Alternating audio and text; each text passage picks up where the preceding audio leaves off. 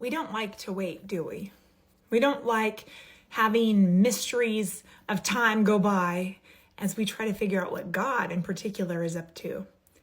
And this can be really, really frustrating as time of waiting gets longer and longer and you don't understand what is happening. But God is good. We know that. God is faithful. And I think about God's timing when I look at the story in Joshua chapter 5 of the Israelites who had been promised for hundreds of years that they would be given the promised land, the land of Canaan.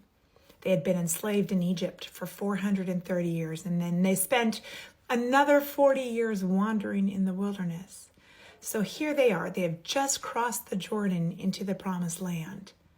And God says, oh, wait, there's something you need to do first. He has Joshua circumcise the men of Israel, something that hadn't been done since they were getting ready to leave Egypt in the first place.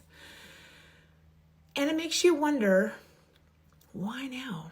Why all this time did we wait so long and we get so close and now we're waiting here?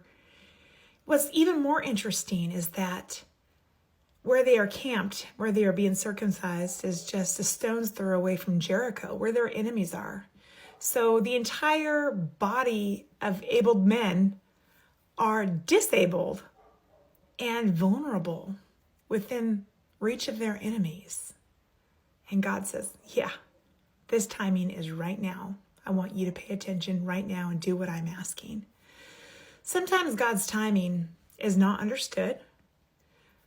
But God's timing always does create faith, or it should result in our faith, right? It should be where we don't understand, but we step forward in obedience, trusting that God's will be done. A lot of times I wonder if this is a test of our faith, to see if we are willing to trust God with the circumstances so that he can lead us into bigger victory. That's exactly what he did with the Israelites.